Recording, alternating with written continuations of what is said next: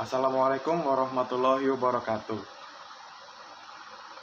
Kami dari kelompok 11 yang beranggotakan Lutfi Kurniati, Muhammad Mubarok, dan Muhammad Fadil Nadif akan menjelaskan tentang suku bunga pada bank.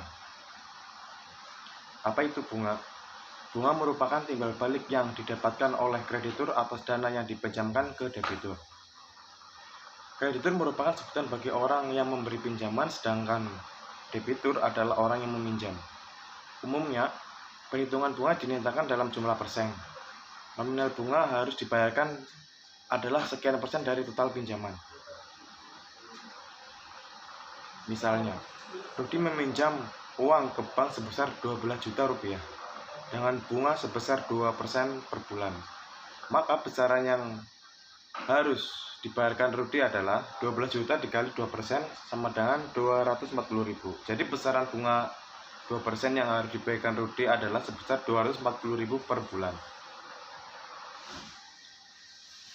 Bunga tidak hanya berlaku dalam konteks pinjaman saja. Dalam konteks investasi, bunga memiliki makna lain.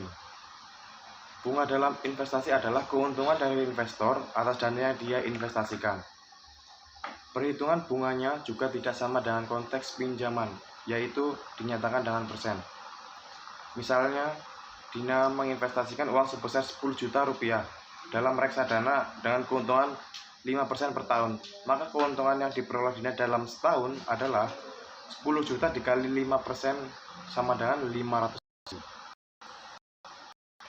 Jenis bunga dalam perbankan. Berdasarkan bentuknya, jenis suku bunga dibagi dua, yaitu suku bunga kredit dan suku bunga simpan. Suku bunga kredit. Suku bunga kredit adalah jenis suku bunga yang digunakan dalam urusan pinjam-meminjam. Jenis suku bunga kredit diklasifikasikan berdasar sifat perhitungannya. Suku bunga berdasarkan sifatnya. Suku bunga tetap, suku bunga yang jumlahnya tidak berubah selama masa kredit. Suku bunga mengambang. Suku bunga yang jumlahnya berubah-ubah mengikuti suku bunga pasar selama masa kredit. Suku bunga berdasarkan perhitungannya. Suku bunga flat. Bunga pinjaman dihitung dari jumlah awal pokok pinjaman dan dibagikan secara proporsional berdasarkan tenor kredit. Suku bunga efektif. Bunga pinjaman dihitung dari sisa jumlah pokok pinjaman. Jadi berdasarkan bunga yang dibayarkan akan menurun seiring berjalannya tenor. Suku bunga anuitas merupakan gabungan antara suku bunga flat dan suku bunga efektif. Bunga dihitung berdasarkan sisa pokok pinjaman atau suku bunga efektif, namun dibagikan secara proporsional berdasarkan tenor bunga. Suku bunga simpanan. Suku bunga simpanan adalah suku bunga yang digunakan dalam perhitungan simpanan. Tidak seperti suku bunga kredit, perhitungan suku bunga simpanan lebih simpel.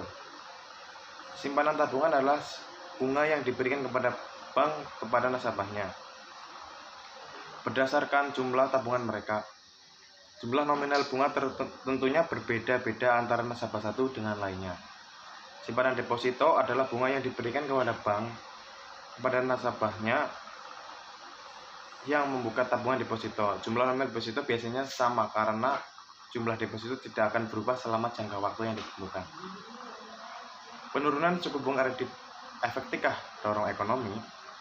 Suku bunga kredit perbankan menjadi salah satu indikator penting untuk pertumbuhan ekonomi nasional. Meski sudah berada di bawah 10%, banyak pihak masih berharap suku bunga kredit kembali turun agar pemulihan ekonomi nasional dapat lebih cepat, khususnya pada akhir tahun ini. Berdasarkan data Otoritas Jasa Keuangan atau OJK, suku bunga kredit modal kerja pada Agustus 2020 mencapai 9,44%, turun dari Januari 2020 yang masih 10,13%. Kredit investasi pun tercatat berada pada posisi 9,16%, turun dari Januari tahun ini yang sebesar 9,87%. Bank Indonesia sebelumnya pernah menyinggung soal suku bunga kredit. Gubernur Bank Indonesia yaitu Peri Warjio menuturkan pihaknya sudah cukup akomodatif dengan penurunan suku bunga acuan sekaligus penggelontoran likuiditas ke pasar melalui quantitative easing. Namun pertumbuhan kredit masih sangat lamban dan perbankan masih cenderung menahan suku bunga kreditnya. Dia melanjutkan kinerja ekonomi yang sudah mulai membaik pada akhir tahun ini. Bank Indonesia melihat sudah mulai banyak perbaikan kinerja khususnya dari segmen korporasi. Lagi pula, dia berpendapat perbankan sudah mulai menikmati banyak keringanan dari sisi biaya dana atau cost of fund dan beban administrasi kredit.